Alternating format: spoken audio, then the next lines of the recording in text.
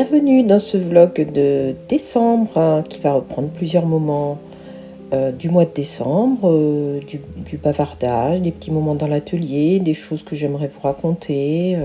Voilà, un petit peu de tout. J'ai envie de dire un pot pourri de tout. J'espère que vous passerez un bon moment et je vous souhaite un bon visionnage.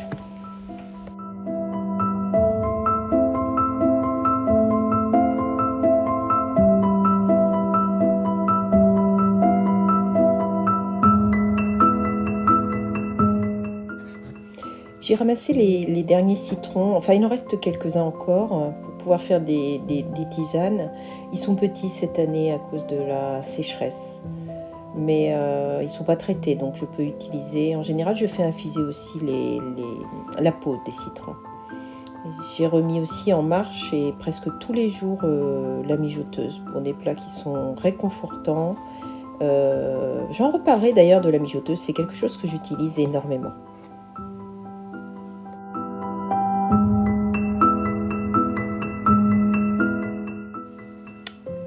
Nous avons aussi emballé la box de décembre. Alors comme c'est une box d'hiver et au vu des problèmes d'envoi en rapport avec la période de la fin de l'année, j'ai choisi de décaler l'envoi de la box et de ne le faire qu'à partir du 2 janvier. Voilà la raison pour laquelle ça a été décalé. Il y a énormément de soucis d'envoi en cette période et je remercie du fond du cœur certaines personnes qui se reconnaîtront, notamment Lucie, notamment Sylvie. Malgré des envois en fin novembre, il y a encore des choses qui ne sont pas arrivées et j'ai toujours beaucoup de patience et de compréhension de votre part et je voulais vous en remercier du fond du cœur.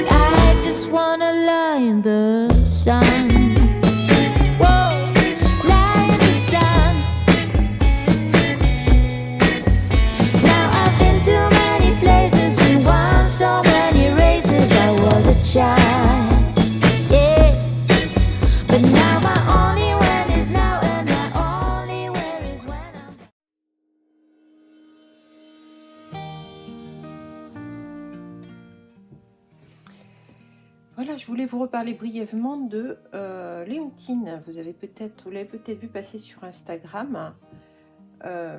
Alors, Léontine est un petit personnage en feutrine tiré de ce livre. Hop là, pardon. Voilà. Hop. J'en ai déjà parlé une fois. Ce sont des familles d'animaux en feutrine. Il y a 5 familles différentes de mémoire, avec les accessoires et les vêtements. C'est très pratique. Alors bien sûr, vous pouvez les faire en feutrine. Hein, ça, c'est pas le souci. Même si, comme je l'avais dit, je conseille vraiment la feutrine de la créatrice, qui est Corinne Lapierre. C'est une feutrine qui est extrêmement souple, tout en étant de très très belle qualité. Comme elle est souple, ça permet vraiment de pouvoir faire, vous voyez, des choses qui soient petites et qui restent souples. Voilà, alors Léontine, ça vous permet aussi de faire les vêtements en feutrine. Alors évidemment, vous pouvez tout faire en tissu aussi, hein. C'est ça qui est bien dans ce livre, c'est que à partir des patrons, vous pouvez vraiment tout faire. Si vous avez la feutrine, évite de faire des ourlets, voilà, ce genre de choses, mais voilà, c'est possible. Sachez que c'est possible. Alors moi, j'ai fait la petite robe suivant le patron du livre, toute simple, qui s'attache dans le dos. petit détail sur la queue de Léontine, qui est en Liberty Emily Bell. J'avais la flemme de faire un tout petit pompon, mais ça aurait été beaucoup plus sympa. Et en fait, dessus, tout simplement, je suis venue... j'ai découpé, comme la robe, le Liberty, là. Mais ça peut être n'importe quel autre tissu, hein. Je dis Liberty parce que c'est dans celui-ci que j'avais des chutes à ce moment-là. Et j'ai tout simplement découpé au ciseau cranteur pour que ça reste propre. Et j'ai repiqué à la machine, tout simplement. Voilà, Léontine est fin prête, elle n'est plus toute nue comme je le mentionnais, parce que comme il fait froid déjà depuis plusieurs jours, c'est important. Et je lui ai donc tricoté des petits accessoires, un petit châle tout simple et ce petit bonnet où j'ai prévu 2 petits trous pour les oreilles. Voilà. Initialement, j'avais prévu de faire Léontine pour ma petite fille puisqu'elle a déjà des petits personnages. Je vais avoir du mal à me séparer de Léontine, hein, je vous le dis très honnêtement. Oui, je suis une mamie totalement indignée là, sur ce coup-là. Mais je pense que je vais garder Léontine pour moi et que je ferai d'autres petits personnages. Là, elle me charme vraiment avec sa petite tenue, donc voilà. Si je vous en ai reparlé, c'est surtout pour vous parler de ces patrons qui sont vraiment très sympas à faire, très chouettes et qui offrent une multitude de possibilités, comme je vous dis, y compris dans les accessoires, puisque vous voyez, il y a même de la vaisselle, il y a tout un tas de choses. Alors si vous êtes attiré par tout ce qui est maison de poupée, petit monde comme ça, ou si vous, comme moi, vous avez des petits-enfants, ou si vous êtes vous-même resté un enfant dans l'âme, ce qui est totalement mon cas, je l'avoue pour certaines choses, c'est un livre vraiment que je conseille et qui me sert vraiment beaucoup. Voilà, c'était la petite parenthèse livre et la petite parenthèse Léontine. Voilà, nous vous disons à très bientôt.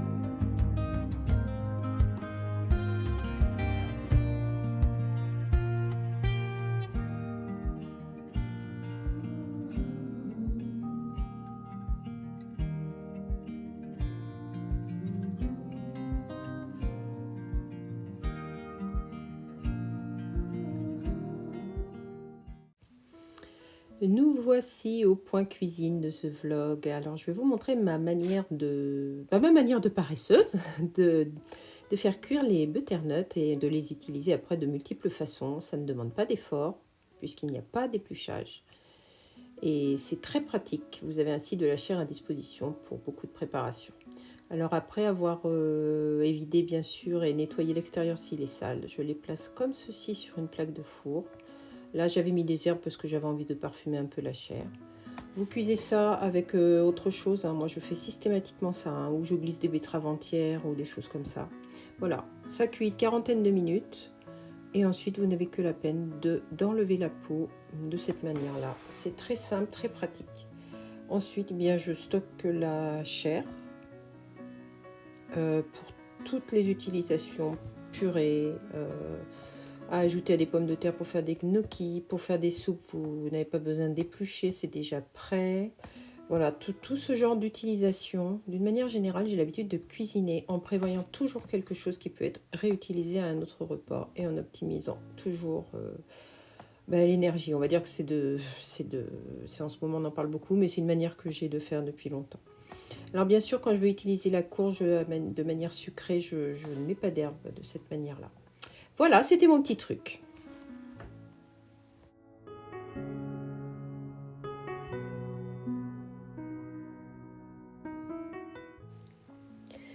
Alors j'ai voulu coudre une blouse en Lazanby de manière à faire un essai. Je voulais voir le tombé du tissu, la souplesse. Vous voyez que les fronces sont bien souples. J'ai eu aucun mal à les faire. Et le tissu a une excellente tenue. Voilà, je suis très contente. Et question tricot, ben, j'avance bien, mais j'ai presque fini un gilet, mais en fait je suis bloquée sur une manche, puisque je suis en panne de laine. Je ne sais pas ce que j'ai fait, mais voilà, panne de laine.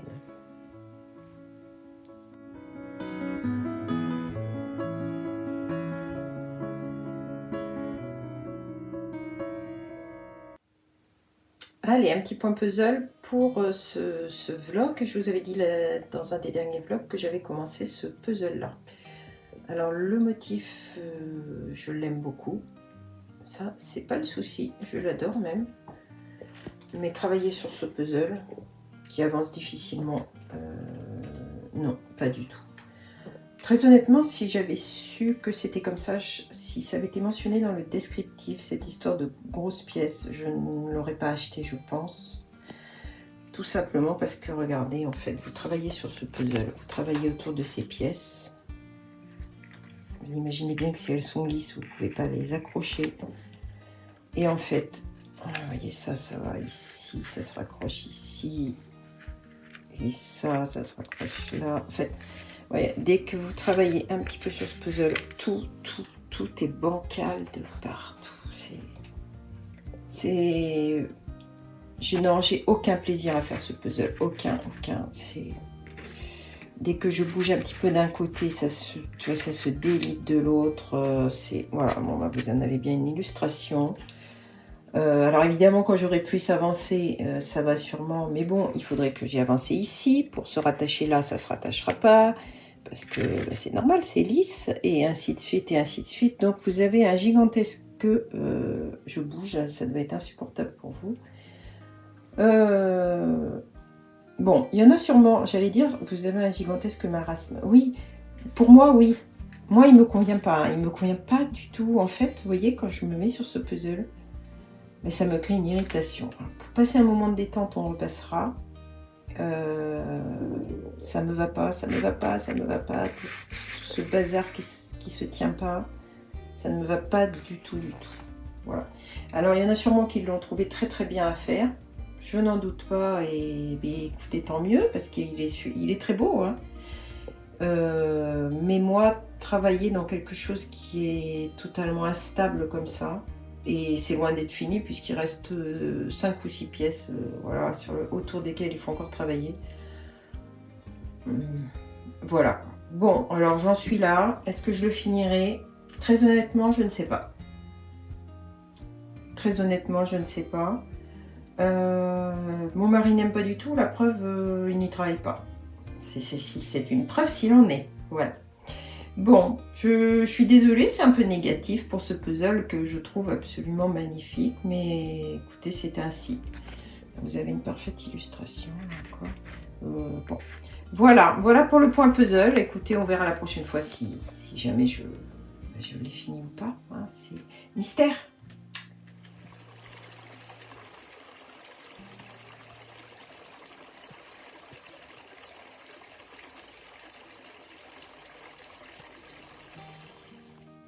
Pendant cette balade, juste à côté, nous avons découvert un ancien rucher que je vous montre immédiatement. Un ancien rucher traditionnel. Ce sont des ruches dans des troncs de châtaignier. C'est très très rare de trouver un site ainsi conservé qui comporte plusieurs ruches à troncs. Vraiment, ça a été une très très grande joie. Nous en possédons nous-mêmes une que je vous montrerai à l'occasion. C'est traditionnel, ça fait partie du patrimoine et le site là est entièrement préservé. C'est totalement exceptionnel de tomber sur ce genre d'endroit.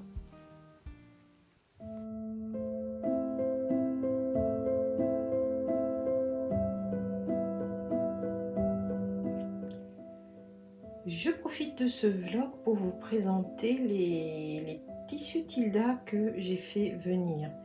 Alors il s'agit de la collection Escape. Alors là on est dans les tons verts. Les couleurs ne sont pas totalement fidèles, hein, même si c'est ça en gros. C'est compliqué les couleurs, hein, tout le début de ce vlog. Il y a beaucoup de jours où j'ai rien réussi à filmer. Il faisait noir, mais vraiment noir. Surtout la période où il y a eu de la neige et des pluies presque tous les jours. Voilà, c'est compliqué. J'ai acheté une lampe, tout ça, mais bon, c'est pas très probant.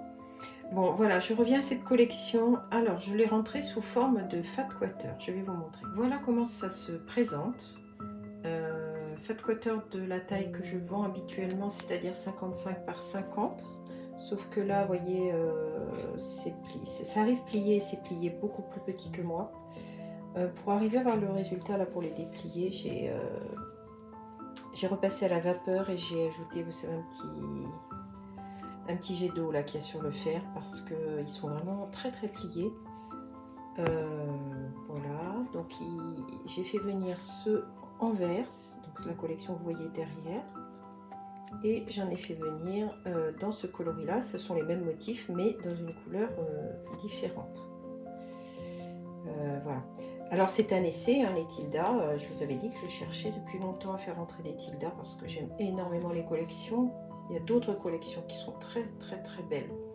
J'aimerais à terme faire entrer des collections à poids aussi pour servir de doublure, mais servir aussi pour tout projet. Et puis d'autres collections qui sont vraiment très belles et très très qualitatives. Là, on commencera par des fat quarter. Alors là, je vendrai le lot de 5. Voilà, donc idem bien sûr. Et puis je vais vous montrer à quoi ressemble cette collection. Je vais les déplier.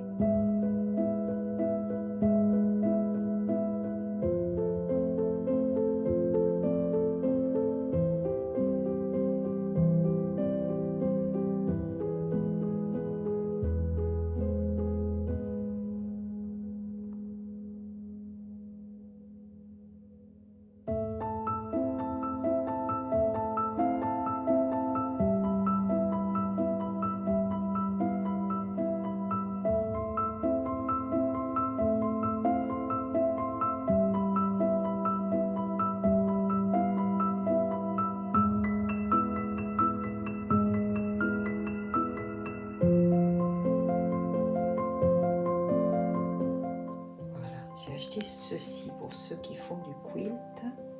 Vous voyez qu'il existe différents tons dans cette collection. Tous les motifs, bien sûr, tous les tons sont assortis, bien sûr, de manière à avoir une composition qui soit harmonieuse. Voilà. Alors, on retrouve la collection que je vous ai montrée tout à l'heure, la collection verte. Et voilà. D'ailleurs, ça c'est également quelque chose que je fais venir pour celles qui font du quilt ou du patchwork, tout simplement. La différence entre quilt et patchwork. D'ailleurs, j'ai prévu de faire une vidéo sur tout ça. Enfin, très rapidement, le patchwork, c'est l'assemblage de plusieurs morceaux. Quilter, ou le quilting, c'est quand vous y ajoutez de la ouate pour donner une épaisseur et matelassez l'ensemble. Bon, ceci étant, ici, vous avez 40 bandes prédécoupées sur 6 cm 5, je crois, je sais plus, hein, mais il y a 40 bandes. Voilà, ça aussi, ça va rentrer en boutique. C'est un essai, voir si ça vous plaît. C'est très très joli. J'ai presque envie de ne pas le défaire. On dirait un cake. Un cake de teinturière, vous savez, pour faire des autorayons. C'est très joli.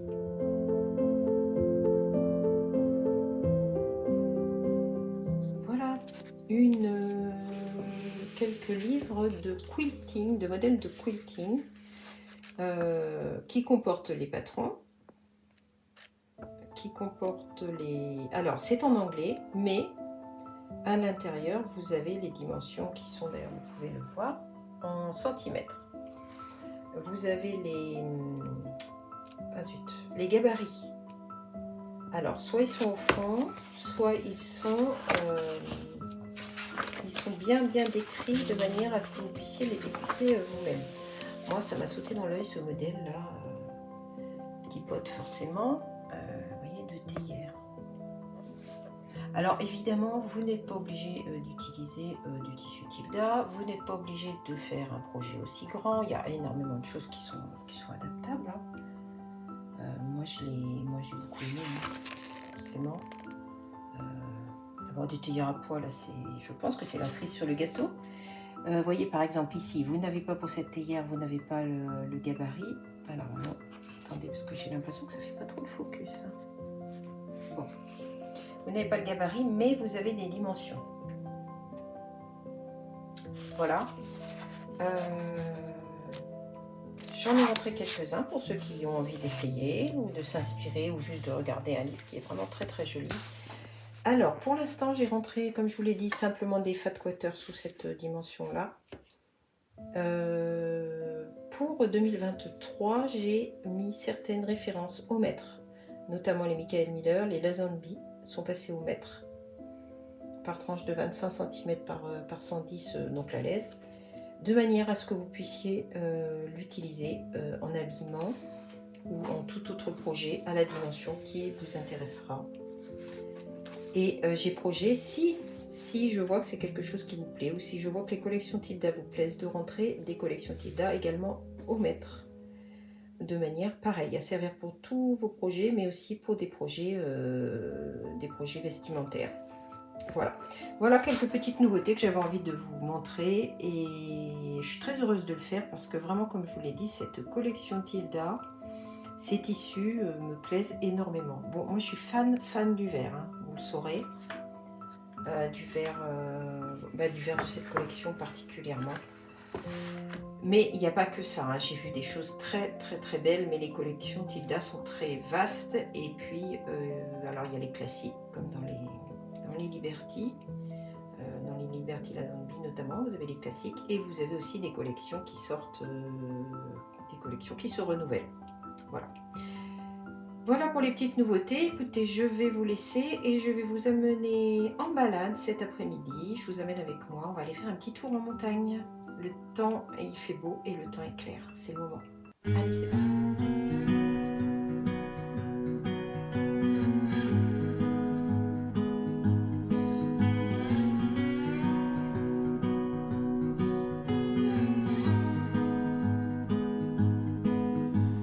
Tell me, honey, will we go far? Listen, baby, don't break my heart. Yeah, this road is long ahead. Yeah, this road is long ahead. Let's take it slow. La, la, la.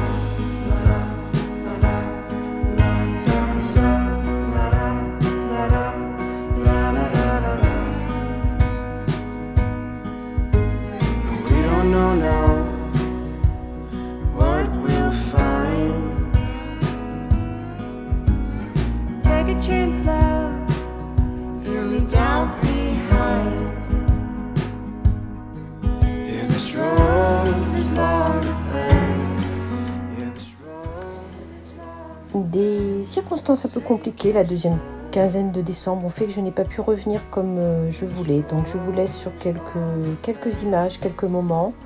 Je vous dis donc à bientôt et je vous remercie très sincèrement de suivre ce vlog, de le soutenir par vos commentaires, par des marques de votre passage, par votre soutien. Merci beaucoup, c'est grâce à vous que ce vlog continue de vivre et qui continue de m'apporter beaucoup de joie à le tourner. J'espère que c'est également votre cas. Je vous dis à très bientôt.